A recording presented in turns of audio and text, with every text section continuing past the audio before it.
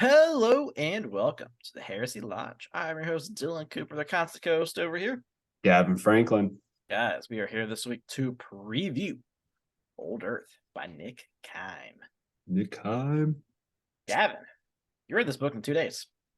I read it. Yes. Have I you read it in ever 2 read a days. book that fast? This is the fastest I've ever read a book. It's a big ass book too. Fucking loved it. Couldn't put it down. I am like 25 to 30%.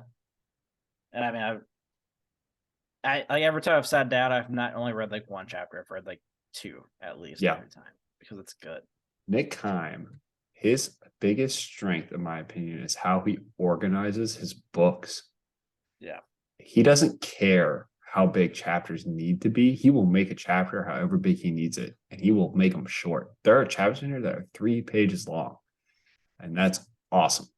Yep, I agree. This Vulkan Lives was the same way. Yep, that was. I don't remember Deathfire. All I remember from Deathfire is Vulkan Living. Vulkan Lives. So, what are you drinking today, Dylan? So we have a good book, which means I get a good beer. And Gavin, what country makes the best beer?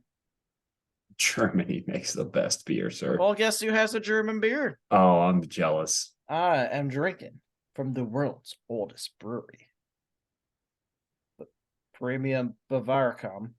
The Hefe with a beer Dunkel.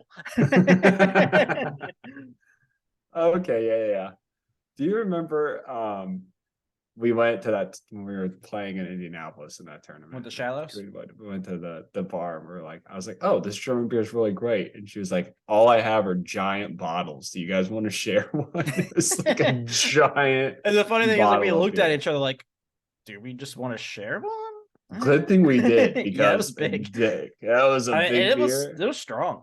Like, I felt it like the first 20 minutes we got back. I was like, shit, I have to roll dice, and my hands are tiny already. Yeah, it was a good time, and it definitely may or may not have affected my gameplay. Yeah, that's why I pulled off the win. I didn't. Lost this nights. I am drinking. Man, I miss beer. I probably should be drinking some cooler beers on the podcast for sure. But this time I'm drinking wine again. Caramel apple. Delicious. Perfect for the fall. What am I doing? Who are you? What's going on right now? Yeah, caramel apple wine. I had strawberry wine last week, apple wine this week. I don't know what's going on. Branching into your fruits. Absolutely. Health. You're very focused on your health. It's very good for your health. German beer, not so good for your health. Great for your soul, though. That's the part that matters. My soul goes to heaven or hell. My body don't. The wine stays with you. Yeah, it does. So, before we dive into the things, let's go over our socials. Yeah, so hit us up on the Discord. I believe for this episode, I think they were the watch party for the movies with aliens. Oh, get out of town. Yeah, so the day before this came out would have been aliens, I'm pretty sure. So yeah, check out our movie nights on Fridays. We are hosted by our good friend Raptor in the Discord. Every Friday, he hosts a movie. You don't really talk during the movie because it's a movie. You're literally just watching a movie. So chill on a Friday night, grab a beer, watch a movie with us. Saturdays, I've been hosting a hobby time since my wife is working at the office. I got a lot of free time, baby. So hobby time it is, and I will hopefully have finished my Demon Prince. We will see. Or World Eaters will be on their way, baby. I will probably. What time is it this week? This weekend. I've been doing them at noon. Yeah, I will probably be there this weekend, and I will be working on my new Imperial Knights. Oh fuck yeah, it's gonna be a goodie. Probably an unboxing. I haven't opened it up yet. It's so cool. So yeah, hit us up. It's a good time. It's just people hanging out, shooting the shit. We talk Warhammer, we talk life, whatever. Our Discord can be found pinned to our Twitter at Heresy Lodge. You can email us at theheresylodge@gmail.com. You can tweet at us at Heresy Lodge, obviously. We are on YouTube at the Heresy Lodge there as well. Go over there, like, subscribe, leave a comment. We have merch, which Gavin is currently repping. I will leave the link in the show notes. Check it out. Supports the podcast. You can also leave us tips on Twitter if you just really like us. We know you don't, but that's fine. This isn't our. We like to think you do. Yeah. We actually just tip ourselves sometimes. I tip Dylan. He tips me. Well, It's not thank you so sexual. much. Not yet. So, Old Earth. All right. So, obviously, this is the story right on the cover. The man, the myth, the legend, Vulkan. He lives? He lives. And Oh, shit. I counted. You're going to be very happy about this. They say it 4 times. That's not enough times. 4 times. 2 of them are jokes. Good. Only like twice is it said by a salamander. Nick Kime probably reread Deathfire before writing this book, and he was like, holy shit. So this is what I have to say about this book. So it almost seems like Nick Kime first was like, this is the story of Vulkan. Old Earth is the story of Vulkan. He's like, I gotta get there. So he wrote these other books. Vulkan Lives is a very good book. Vulkan Lives is really good. Yeah, Deathfire, but Vulkan wasn't a character in Deathfire. Yeah, the problem with Deathfire was the Salamanders just did a lot of stupid shit. Yeah. Like, and they showed up at Terra, and they're like, now the Emperor can't help us. Let's go to Nocturne, and we'll put a lantern on the ship. Exactly. It's like, okay. So they got him there. All the characters are lined up. Nick Kime is like, great, now I can go. So in my opinion, when I read Old Earth, it reminds me very much of books like that made Primarch stand out, right? I think some Primarchs are done very well in the Heresy. The Heresy. The Heresy. Some Primarchs are not. So, for instance, I think of Fulgrim in the book Fulgrim. Phenomenally done. He had his time in the spotlight. Magnus and 1,000 Suns had his time in the spotlight. Jakatai Khan and Path to Heaven and even Scars. Both of those books were phenomenal. You had Angron and you had Lorgar and First Heretic and Betrayer. This is Vulkan's moment here. This is where Vulkan gets his S plus book, in my opinion, where you get Vulkan. He goes on this crazy journey. It's his story. All kinds of crazy shit's happening at the same time. It's an enjoyable ride. So, but there is a lot to talk about on how we got here. So, what is the first time we get introduced to Vulkan? First time we get introduced to Vulkan. I mean, if you don't like count seeing him, it's Fun 5. It's Fun 5. Yeah, I know he's there. Do we see Vulkan before it's Fun? I don't think so. Yeah, I think that's the first time we ever see him, and it's in Fulgrim. And Vulkan, we don't actually see what happens to Vulkan. We don't actually see what happens to Chorus Corax. He lives though. Yeah, obviously he does live.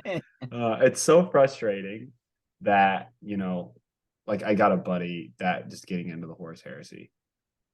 Vulkan's resurrection is kind of a badass moment, but then they titled the book Vulkan Lives. So it's like, oh. Yeah, although I don't know, it's weird because like that book, it's more just him getting killed over and over and over and over and over again. It's like shit. Yeah, he lives, but this isn't nice for him.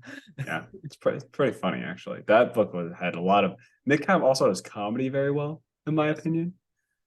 So there is some good comedy in here. Let's go back. So we got introduced to Vulkan in his Fun 5. The first time we really talk about him though is in Vulkan Lives. We find out that he got captured by Conrad Kurz and Porto Rabo. They teamed up together just to fuck with this guy.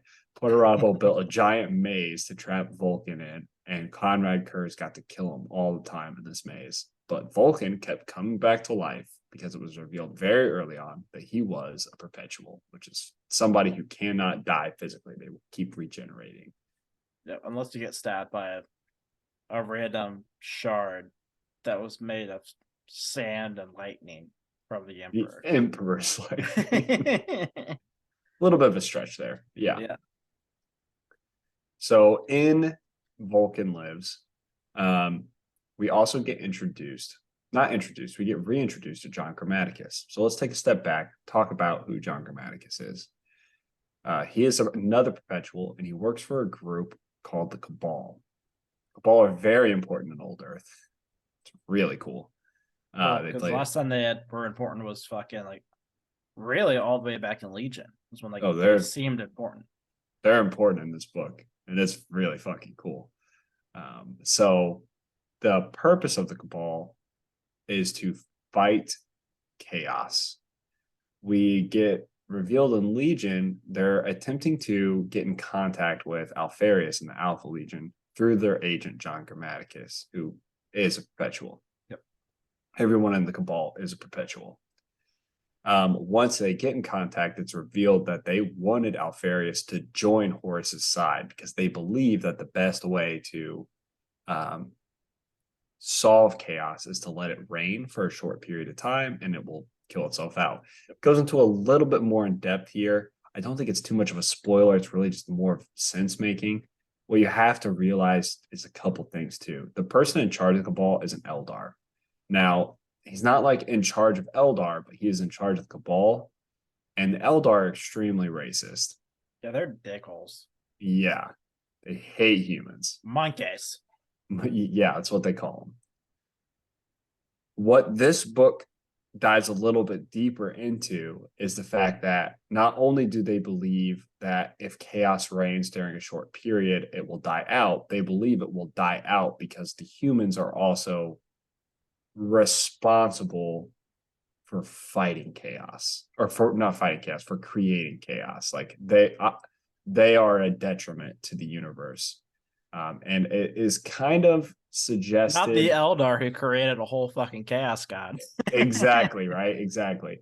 It's kind of suggested or hinted at that maybe the leader of the Cabal's racism may be behind the fact that he wants Horus to win. Who would have thought? Yeah, weird, right? So John Grammaticus helps out the Alpha Legion turn to Horus.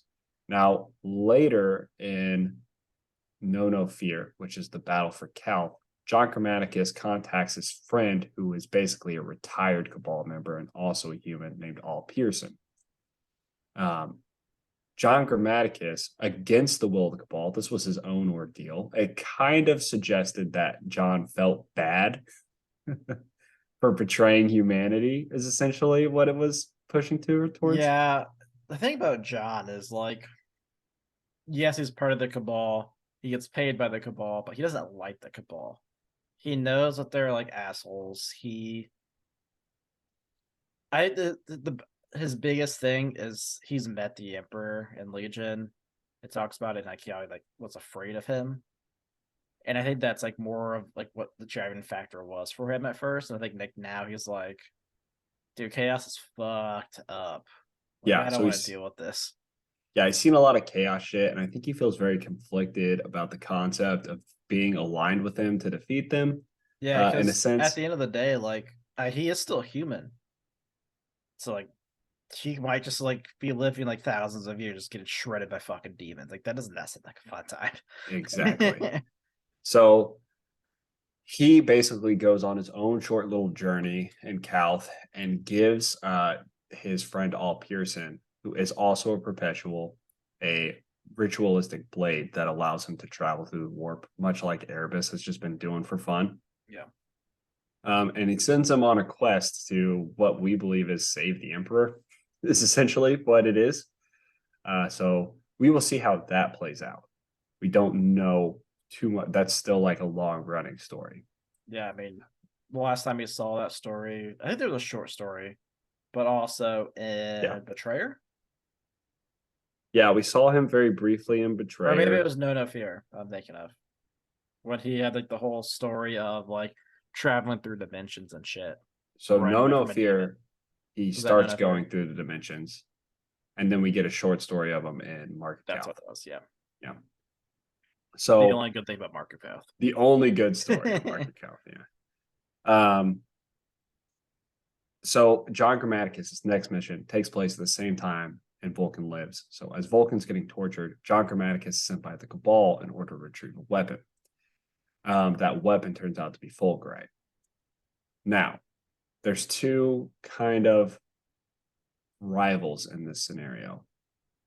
Humans want, obviously, the good humans don't want the War Master to win. The Cabal wants the War Master to win. But there's also contestant number 3, who's Eldrad Oathwand. So Eldrad Oathwand is an Eldar. He is the leader of the craft world Yanari, I want to say. No, not Yanari, that's the name. Oathway. Yeah. Oathway. Also, we first met Eldrad in Fulcrum.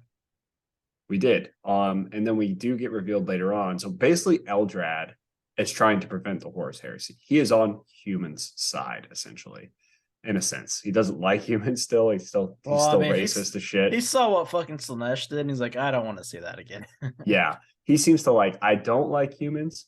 This book goes a little bit more into depth of like why he's doing what he's doing, why he's siding, because we see him in Fulgrim trying to convince Fulgrim. We find out later in the book Primarchs that he first tried to convince Ferrus Manus. Now, and in Unremembered Empire, it's very obvious that Eldrad wants Vulkan to live. Like he's trying to help Vulkan. So he's been bouncing around Primarch to Primarch, trying to just listen. Just like join your dad's team for the love of God. Exactly. He's trying to help out the Primarchs get to the Emperor. So when John Grammaticus uncovers this relic, he's visited by Eldrad, and basically Eldrad gives him a secondary mission if John wants to help. During this time, John runs in, after he gets the weapon, he runs into a group of word bearers, unfortunately. But fortunately for him, there is a badass word bearer amongst them named Narek. Yeah. So Narek's fucking awesome. Narek is a word bearer that hates word bearers, which already makes him #1 word bearer on my list. Yeah, he's a word bearer that kills other word bearers. He doesn't kill himself. Yeah, he started on their team. He was looking around at all the horns they were growing and said, fuck that. This shit's getting weird. It's very obvious that he still is keeping the faith of the Emperor. And he has like a bloodlust to want to kill Lorgar, which is even fucking cooler. That's fucking nice. Yeah. John Grammaticus is rescued from the word bearer's grasp by a group of salamanders in Shattered Legions, really. Led by Numian, who is a salamander. He's like the Pyre Guard, one of the people that were supposed to defend Vulkan. No one knows that Vulkan is alive at this point, other than Conrad Kurz, who continuously kills him. Not true. Numian knows. Numian has a very, very strong faith that Vulkan is alive, and he will not cease to remind you of it every 3 seconds. Numian is a cool character, but also the second most annoying character in all of the Horus Heresy, first being Erebus, and no one will ever take his I don't know. Corfarian's pretty bad too. Corfarian's pretty bad, but I kind of view them in the same light, like they're the same person. That's fair. I'm trying to think like who else is like annoying as fuck. I don't know. Manus is really annoying, but he didn't last very long. Yeah. I'll think on it. Yeah, let me know. Tell me if you can find someone more annoying than Erebus. But yeah, so Numian helps John Grammaticus escape. Methuselah Narek he basically kills all of the loyalists, but then turns on all the traitors, kills all the word bearers.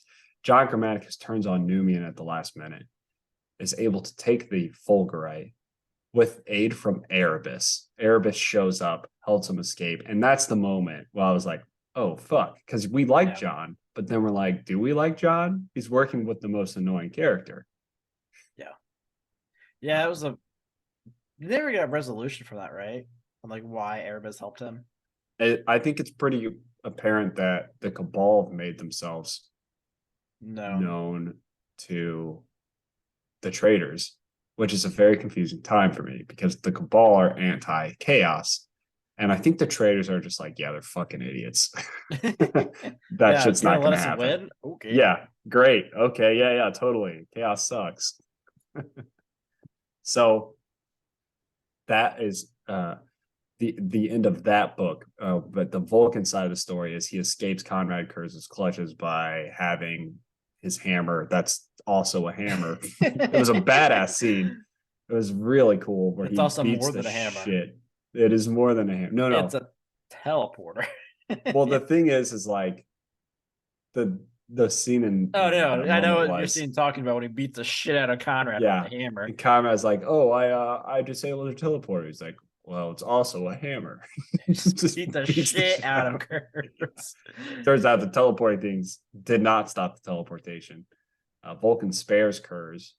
He teleports to McCrag. It's a famous joke amongst stars because he was going to give it to Horace. And he doesn't just land on McCrag. No. He goes flying through space, and then he slams through the atmosphere, fucking head first into the ground, and he impales through the core and gets incinerated. Yeah. That was a present for us. He makes it to McCrag. The lion brings Kurz unwillingly to McCrag on accident because he's an idiot. The opposite of what Sanguinius did. Yeah. Terra. John Grammaticus shows up to kill Vulcan because that's what the Cabal have asked him to do. And they also sent a handler. I think they found out about what he did with All Pearson. And they're like, okay, we're going to send Damon Prithus, who's fucking awesome. Damon's a bad motherfucker. He's a bad motherfucker. He's in this book. Yeah, I'm pumped to get to him. Yeah. So he shows up to basically handle babysit. Yeah. So Nethusa Narek also comes to McCrag. The way he does that, I was doing some research because I was kind of confused on the story. He gets word bearers to help him to basically say, like, yeah, like we're gonna go fuck up some shit on McCrag. Let's do it. And then he kills the word bearers as soon as they teleport up. He's like, dumbasses. Bunch of fucking morons. That was great. So all of the players end up at McCrag. Eldred Othwan reaches back out to John and says, hey, I know that the mission of the Cabal is to give the Fulgurite to Conrad Kurz so Conrad Kurz can kill Vulcan with it. But what you should do instead is you should kill Vulcan with it. John's very confused by this. We come to find out later on the reason that is because Perpetual kills another Perpetual with the Fulgurite. Then it doesn't kill the Perpetual. It transfers their lives. One Perpetual is like extra lives into the other Perpetual or some weird shit like that. Which confuses me. Is there a fucking quantity number? Like, I don't know. Like, all right, you get 3,500 deaths. Don't fuck it up. I don't know. It was really confusing to me too. The way it all ended, though, was all of these players kind of met. You had Damon Prithus, John Grammaticus, Nethusa Narek, Vulcan, and Conrad Kurz all fighting each other. Damon Prithus unleashes a demon that he trapped in a bottle on Conrad Kurz. So they disappear into the warp. Vulcan beats the shit out of Damon and beats the shit out of Narek. John Grammaticus does stab Vulcan. Damon's pissed off. He transports or teleports him and John out of there. So the only person left with a dead Vulcan is Narek. He gets accused of killing. Me. It wasn't me. I know this looks super suspicious, but it totes was not me. There were these people here. They fucking were doing some crazy shit. They one dude shot a demon out of a bottle. It was nuts. It was fucking wild. I swear, I'm not lying. He gets accused and imprisoned on McCrag. There's definitely interrogation scenes with him. It's so funny because you have Gilliman there. He's like, who do you serve? He's like, the Emperor. It's like, how do you feel about Lorgar? I think Lorgar's a pussy. He's a little fucking cunt, and I will fuck him up if I see him. And Gilliman's like, he's definitely lying. Rex like, whatever, dude. He would say that about his own dad. Whatever, dude. He's a pussy. I don't know what to say. So, Narek gets imprisoned. It is revealed that John Grammaticus is no longer perpetual. He is one life man now. Well, one more life, he's gone after that. Whatever that. Yeah. That's the story of Unremembered Empire. Then we pick up at Deathfire, which is the shittiest of all of the storylines. Yeah. But it's a lot faster, a lot easier to understand. Basically, Numian and a bunch of salamanders get together at McCrag, and they desire to transport Vulcan's body back to Nocturne. So they go on a long journey to do so. They get attacked by a bunch of Death Guard. They get visited by Magnus. A whole bunch of crazy, weird shit. They go to Terra.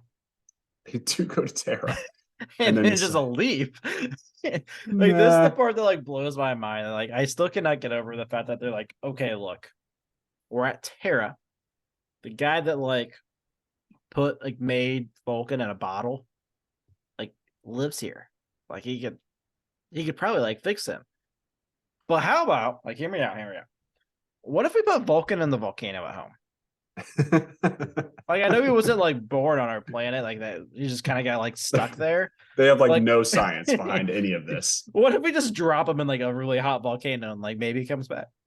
Yeah, no science behind it. It's like, well, yeah, like the dude is right there, but I really like the volcano idea. There's like they're literally like getting like the messages from like the Imperial Fist, like, I am done. Brothers, please bring your guns. Please. If there's any other Primarch there, please come to me. And like they're staring over at Vulcan. They're like, kind of wanted to go to Nocturne. Like it'd be really funny if he was like put him in a volcano. They're Well, I know there's volcanoes on Earth, but like not like a Nocturne volcano. Tashawn's throwing a big birthday bash at Deathfire. We don't really have time. That sounds way more cool. It's reminding me. You ever seen Monty Python, The Holy Grail? You remember when they like go up? They're like, "Oh, we've assembled all the knights. Maybe now we can go to Camelot." And it shows a scene of Camelot, and they're all just dancing and like doing ridiculous shit. And it goes back to them. They're like, "On second thought, maybe we shouldn't go to Camelot." Yeah, that's actually what happened. So, they are transporting his body, Vulcan's body, back to Nocturne. One other thing that happens in this book that's important is Narek is broken out of prison, not by traitors, by Malkador's Knight Errant. How the fuck he got through the Ruin Storm? We don't know. Happens all the time. Knight Errants aren't affected by the Ruin Storm, apparently. The Knight Errant tries to like do some weird psychic transferring of minds, interrogation. Some weird conscience thing. Yeah. Where like it even like grafts a whole new face on Narek. It gets, yeah, basically, and I don't like know. At one point, he like rips it off. He's like, I am Narek. Yeah, because like the word. He kills like, the dude. And it's really like we don't know if he wears the dude's face or if it grafts a new face onto him or what the fuck is going on. But basically, this dude's Narek's walking around as another person. He joins the Salamanders. Yeah, it's 100% just like the Alpha Legion. He joins the Salamanders in the disguise. They eventually find out who he is. Doesn't matter. They're in the middle of a big battle.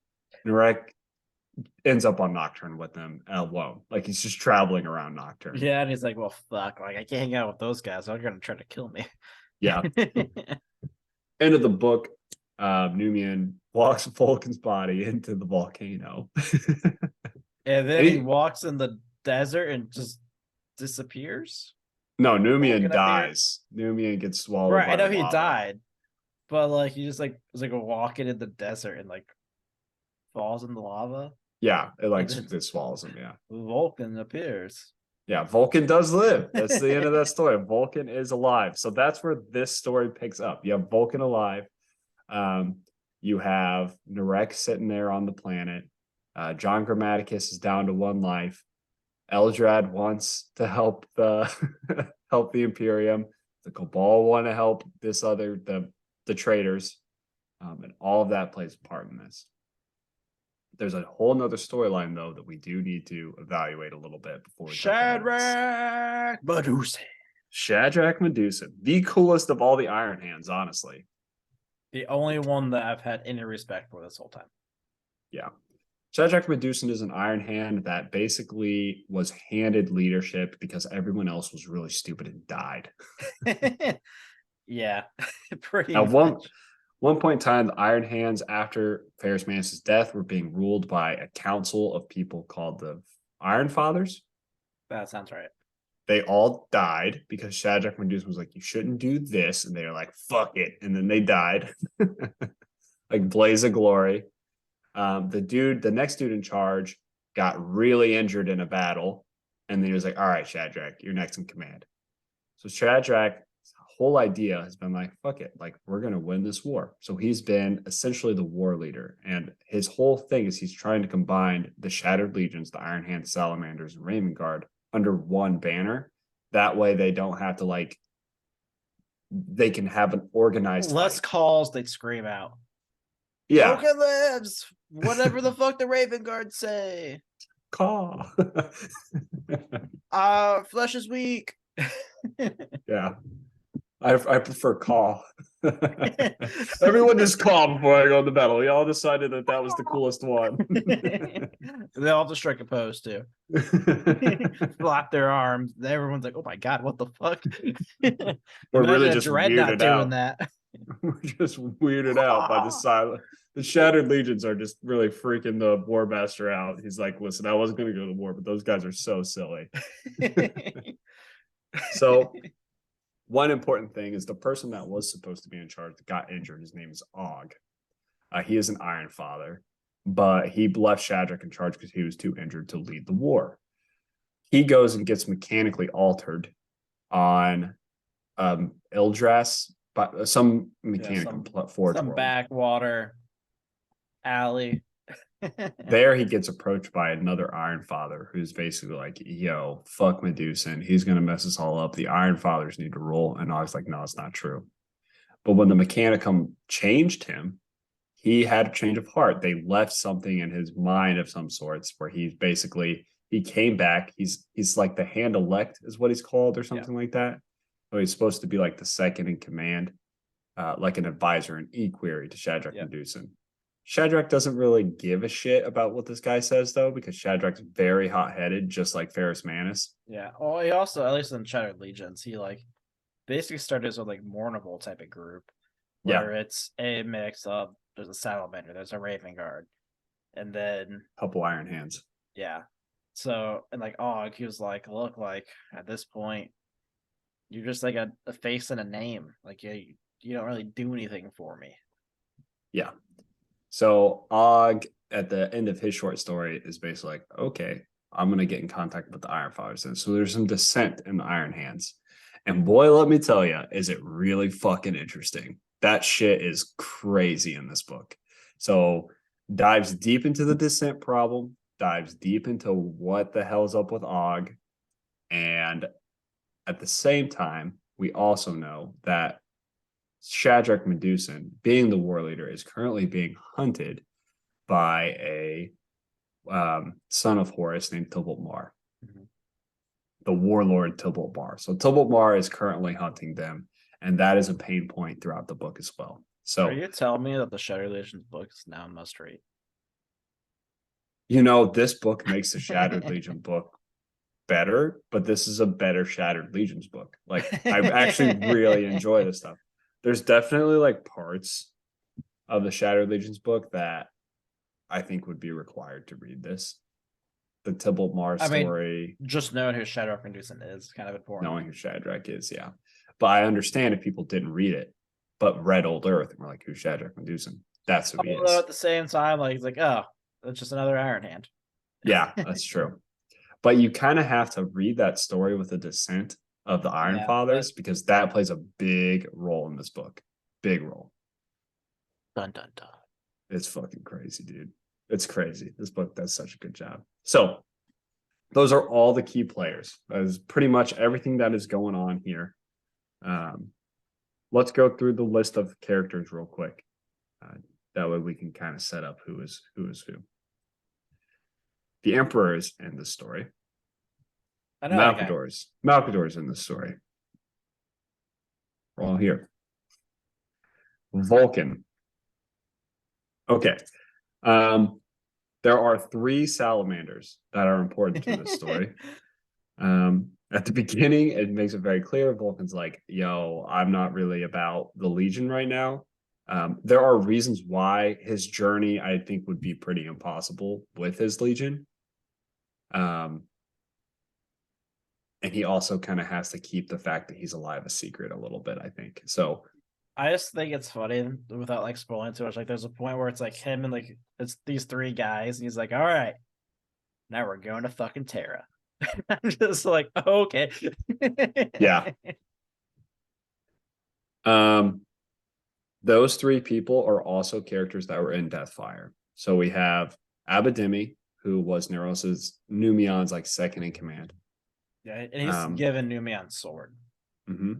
But he does talk about that a lot. Barrack Zydos, who's the guy that was like a crazy berserker. Yeah. He's pretty cool. Yeah. I like all of these salamanders. I think they were written very well. And then we have Eigen Gargo, who was the blacksmith. Yep. The other Salamander's character is Neuros. He is one of Shadrach Medusan's like Mourningful. He is the salamander attached to the Shadow Beacons. The Iron Hands. All right. You have Shadrach Medusan. We have Jabiz Og. That's the guy who was his second in command, hand elect. Goran Gorgensen is the apothecary who went with Jabiz Og. Name. Goran Gorgensen. He went with Jabiz Og to get altered by the Mechanicum. Man, I wish Gorgensen and Skarsensen could meet up. Maybe they will. He's very suspicious of Og because he kind of was there when it happened. He kind of freaked out during that short story. And then we have a few people who are basically really allied to Shadrach. We have Lumak, Mekos, and Feld. All those are like big allies to Shadrach. And then we have the Iron Fathers who are opposed to Shadrach. Ralt, Norsen, Arkborn, and Kernag. There's another Iron Father in here that I want to talk about a little more specifically. Autek Mor. Autek Mor is an Iron Father who's super distant from the rest. He's introduced. He has a decent sized fleet, but the other Iron Hands hate him because he's killed Iron Hands. I was looking back. I could not find anyone in this book that is related to the short story about the Iron Hand zombies. Awesome. Glad that's going somewhere. They mentioned the Keys of Hell in this book, but it does not actually link back to any of those characters that I know of. Interesting. We have some Raven Guard. Dalkoth is the Raven Guard that's assigned to Shadrach's Mourningful. It's another character here named Norn. Very unimportant. There very shortly. Rogel Dorn is there. And we have Archimus. If you remember from Praetorian Adorn, Archimus was the Imperial Fist that was the main character. He died at the end of Praetorian Adorn, and the other guy took up his name. Oh, yeah. That's this guy. Nice.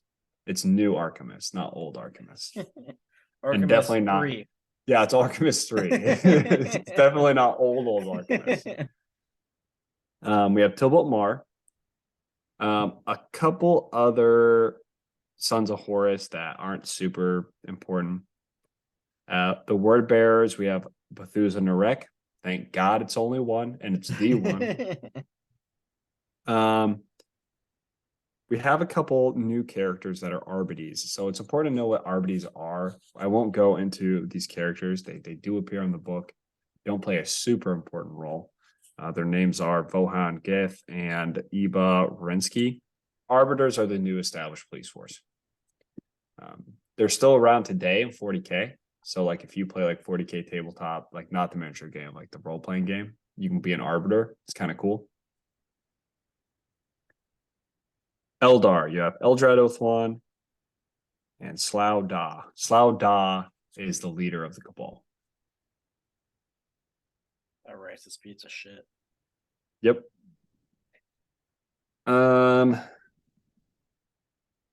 Other people. Damon Prytanis is in here.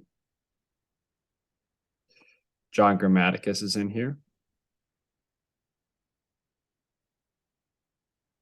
Gehet is a member of the Cabal. I want to talk about Gehet. If we have time now, later in this episode. Right now should be fine. Gehet is a member of the Cabal. When you get to Gehet's scene, is he the one that's like that speaks the weird fucking language? Yeah. Okay. When you get to Gehet's scene, I'm really interested to see what you think because I'm pretty sure there's been a bunch of retconning about this stuff, and I know somebody's gonna be like, "Oh, Gavin, that's not right. It's not the correct lore." I'm pretty sure Gehet's an old one. Interesting. Yeah, it makes it very clear that he is a slan. Now, what a slan is depends on what edition of the Warhammer book you're reading, because in the original, and I think what this is basing it off of, the Slan were like a group that were super intelligent, mastered everything, helped create some of the races, but then met the Eldar. The old Slan at the time were people that may have created the Eldar. I think they've retconned all of that. I don't think in the current lore there's like Slan and Old Slan, it's just the old ones, and they created the Eldar to fight the war in heaven. So if we go off of that, Gehet is an old one, which is pretty fucking cool. But I don't know if that's actually Accurate. the case. Yeah, Interesting. what they were trying to depict. We also get a Nurgle demon in here, a greater demon of Nurgle. Really fucking cool. A great unclean one? He's a great unclean one. Hell yeah. Fucking fat, ugly piece of shit.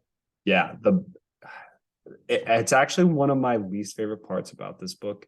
There does seem to be a bit of like a moment, I think, in the editing or the writing where they were like, oh, we need like a big bad, if that makes sense. They didn't need it, but the fight that the Great Unclean One is involved in is fucking well done. I'm like reading, I'm like, oh fuck, it's unclean, dude. It's unclean. Yeah, I feel like my biggest issue with a lot of these books is like they don't push the plot all the time. They like focus too much on like battles and stuff where it's like, Yeah. Oh, I this really plot care is about the plot. pushed. This plot is pushed. I Yeah, think which like I assume with like what you're saying with like they didn't need this, but it's like one of those yeah, things that I feel like they like force for no reason. Like, exactly. just let the plot happen. They did not need this. It didn't make a lot of sense when it occurred. Like you could tell like they prepped for it a little bit by adding like 2 or 3 sentences throughout the book, and like he shows up and you're like, okay. Now the fight, very brief but very nerdly, very cool. Didn't need to happen though. I fucking love this book. The plot's pushed. You get plot push with the Cabal. You get plot push with the Shattered Legions. Both of those stories, fucking crazy. You get plot push with Vulkan. The descriptions that they have are amazing. I don't know if you've gotten to the scene yet where they're like flying through the volcano. I have, yep. And there's like dragons everywhere. Yeah, which makes me think of so much of fucking Caliban. I'm like, yes. Caliban is a fucking worm. These motherfuckers have dragons. Yeah. And you get to a point, I think one of the coolest parts that I remember, like, kind of got almost like chills reading, as they were like flying through the tunnel and they passed all these dragons, and then like it got darker. And that one of the guys like seeing the mountain itself move, like the whole side of the mountain move. And he was like, why is the walls moving? And he's Vulcan's like, that's not a wall. That's just a really fucking big dragon. He's sleeping though, so that's fine. Yeah, don't worry, he's sleeping. Like we're talking like size of a mountain dragon, like fucking crazy. Size of a galaxy, maybe. It's just David Annandale here, right? Yeah. So the dragon's being created from a factory inside of my mind because I dreamt it the other day. But don't worry, I'll stab it with my sword and Carmine. Open up a portal and drop cyclone torpedoes in it. Everything's gonna be okay. Easy. Yeah. So this is a must read, right? I mean, absolutely. This is like. Go ahead. I was gonna say every time like Trainwreck is like talking to people, they're like, "Oh yeah, like thing I'm gonna skip like Old Earth, whatever." He's like, "Fucking no, you cannot skip that book. You have to fucking read it." Yeah, it's a big book. When I was talking about like the last episode, we talked about how you could skip most of Imperium Secundus. Yeah. But you can't really skip the Vulcan stuff. You can't really skip the Cabal stuff. That's what's important. This book is why. Yeah, it's just really well done. Lots of shit going on. As it has been my favorite book so far. I think it's better than Master of Mankind. Oh yeah, Master Mankind's like 6 on my list. Yeah. I mean, the rest of our list lines up. I love Master of Mankind because I think ADB did a really genius job writing the Emperor. But this is Nick Kime. He like finally like put all of his ducks in a row and said, "All right, I get to write the book I've wanted to now," and he kills I mean, it. Vulkan Lives is really, really good. Yeah, I mean, old Earth, in my opinion, blows it away. Vulcan's a great character. There are some negative aspects to it. I'm not going to say it's perfect. I'm not going to give it a 10 out of 10. There's a couple things that I think they could have done just a little bit better. And really it's just scenes they could have cut out.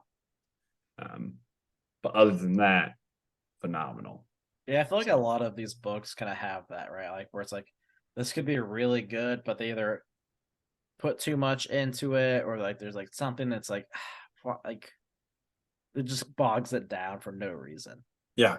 Well, we talked about like with Ruinstorm, right? Like, what did we want to get out of it? Which of those 3 legions make it to Terra and how? We don't even get how. Like we get like a weird side path to Davin. And like if they needed to go to Davin, that's fine, but like make it less crazy, like make it like a journey. And it was less of a journey and more of a fever dream. This is a journey. It reminds me very much so of like the Odyssey. But better. The Odyssey is boring as fuck. That's true. I don't give This a one is shit better. how big of a masterpiece it is. That movie fucking sucked. They got fucking Dark Eldar, regular Eldar, all kinds of shit in this book. It's a great fucking time. I'm really excited to finish it. This book also takes place at the exact same time as the Emperor, the Master of Mankind. Did not know that until later. So, interesting. Yeah, maybe that ties into it. Maybe that plays into it a little bit. There's all kinds of shit that goes on here. That makes me think about something. Mm-hmm. Where I'm at. Yeah. So, yeah, that's my take. In my opinion, I think you have to read this book. Absolutely have to. 10 out of 10 must read. 9.5 on enjoyment scale. Damn, got decibels. Yeah, I can't give it a perfect 10. I don't think we've seen a perfect 10 yet. Yeah, but I think that kind of goes back to what I said earlier. Like, there's always got to be like something extra that's not needed. It's like, god damn it. So close. Yeah. Yeah. So, wasn't there something else you really wanted to talk about? Yeah. So I wanted to talk about what do we have left that we need closure on?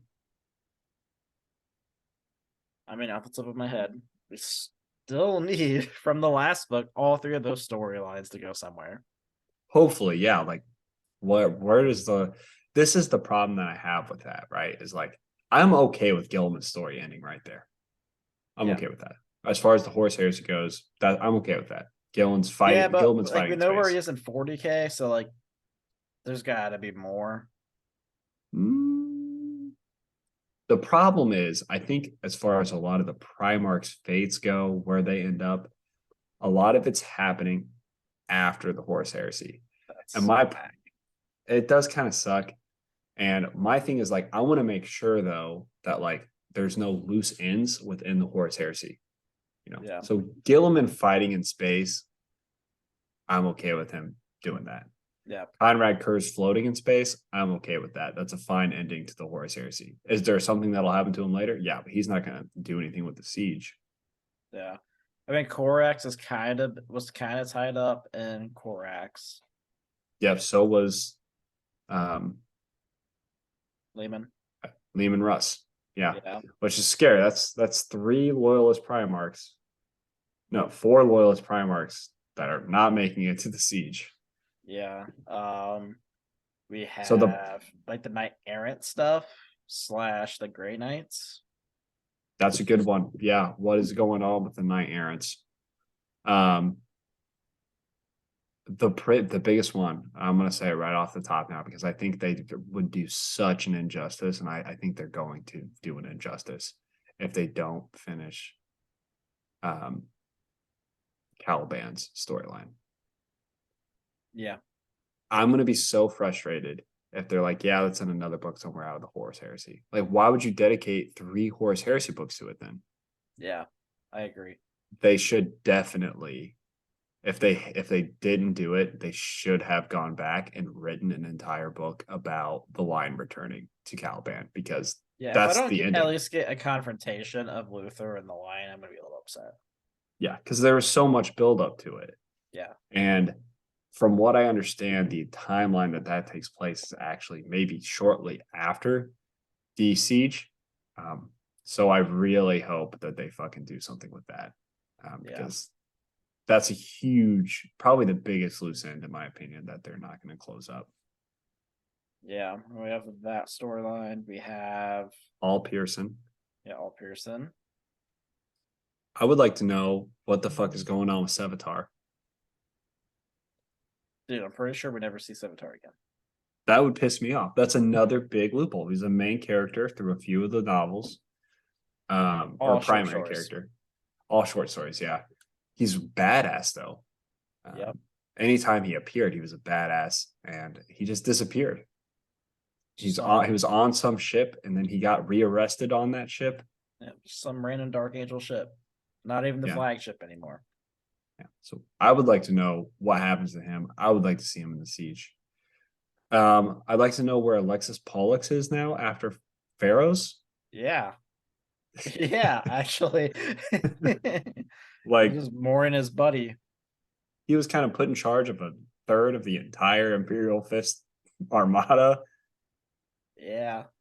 and now he's just chilling out at Pharaohs, but he's not supposed to be because the Pharaohs doesn't work anymore. Yeah. I mean, I'm assuming Sigmund's gonna be at the siege since he's already in the solar system, but like him being cut off from Dorne. Yeah, there's a whole religious aspect there that I would like to learn a little bit about. Yeah, we know about the Black Templar, so hopefully like we Yeah. get like a glimpse of like where that's going. Maybe we'll see that in the siege. Like, I'm okay with that waiting to the siege. Yeah. I'd be okay if they're like, oh, and Alexis Pollock shows up with the Blood Angels. I'm okay with that. I just don't want them to never talk about him again. Yeah. I'm like, that's kind of a weird way to end that character. I mean, I know we have what should I call it? The last book in the Horse Heresy. Not the Barry siege. Dagger. Yeah, like I know that that's gonna tie up the Mortarion and Typhon stuff, but until then, Yeah. We still got to know, where the fuck is Angron? Where the fuck is Fulgrim? What the fuck is Lorgar doing? We haven't seen Lorgar in forever. Like, the last thing we saw from Lorgar was Betrayer. Yep. Um, Fuck, even Erebus. What the fuck's Erebus doing? yeah, Erebus is No, another character. he's the biggest player of like all of this, and like Yeah. he's just MIA. I know we're not going to get closure on this either, but I'd like to know, like, what the fuck Omegon is up to. Yeah.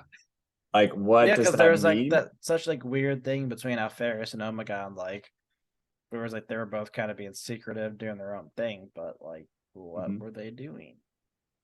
Obviously, we want to know what happens with Lehman Russ. I think we're going to get that, so I'm not super worried about it.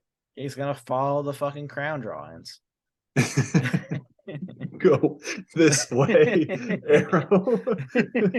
Bad War Master, man. The Space Wolves are so dumb. Yeah. Bjorn.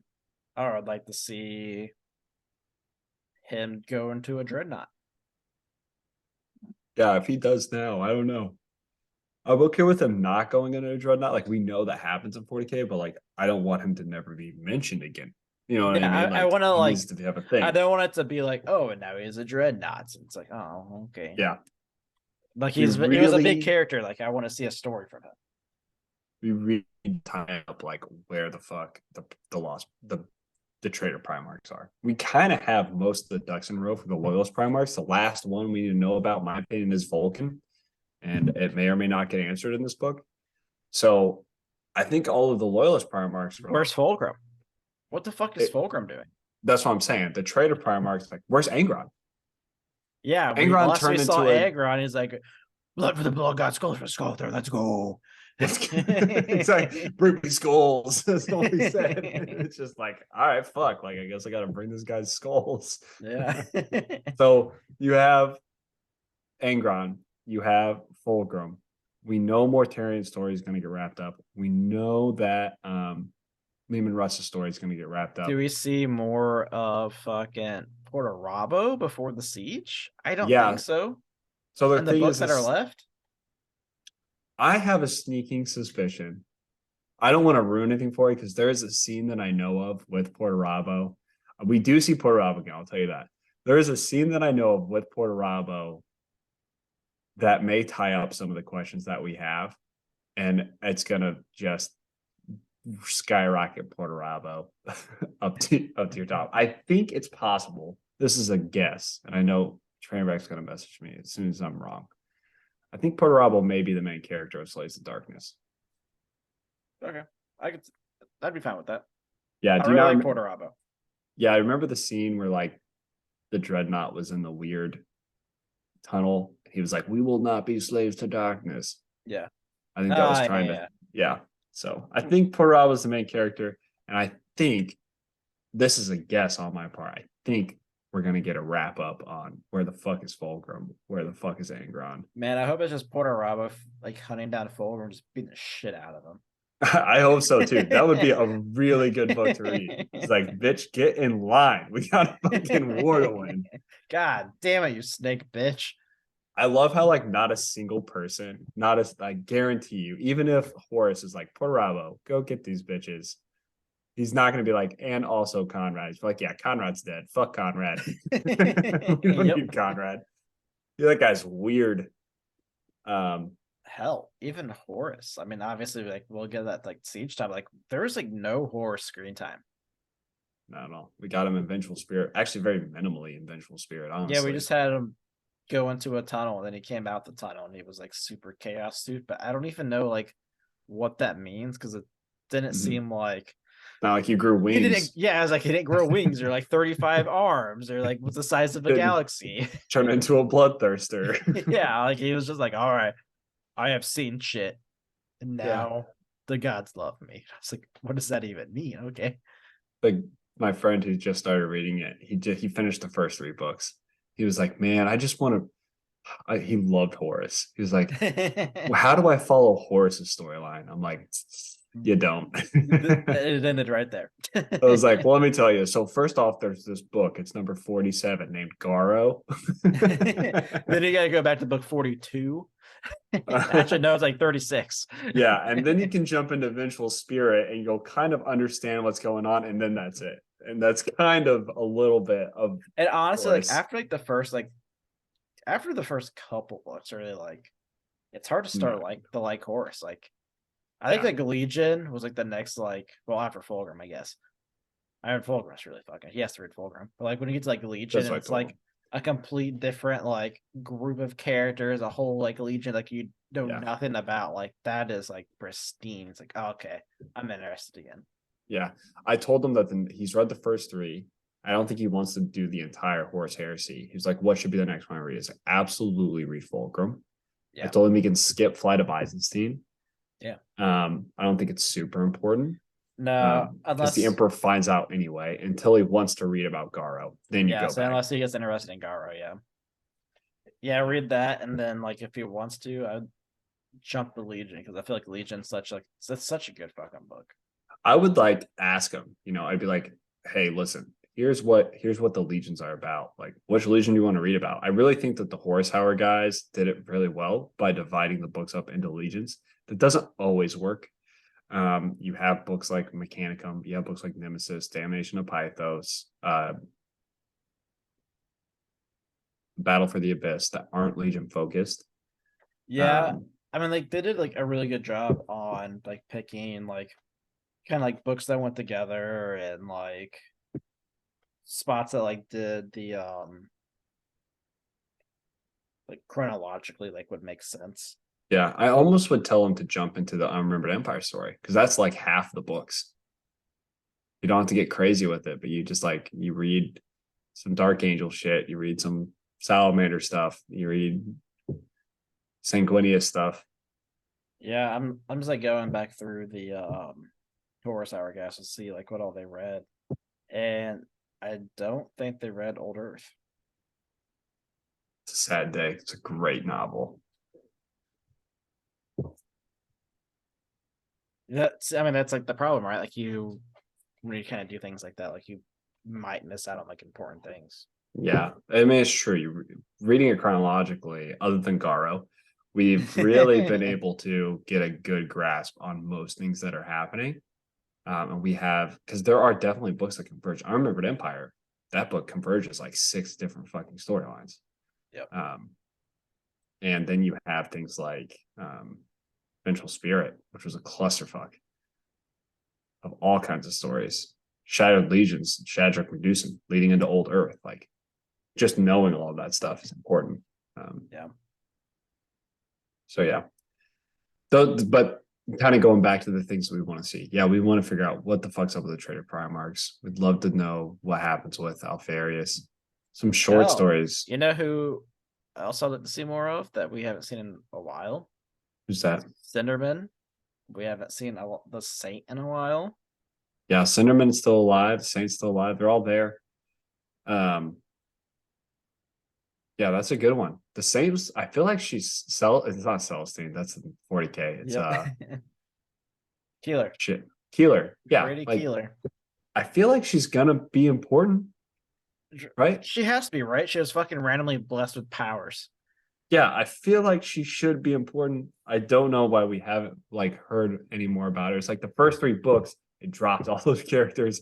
Like we'll Maybe get to it. like her and like Sigismund are like the founders of the Black Templars or some shit. Like I don't know.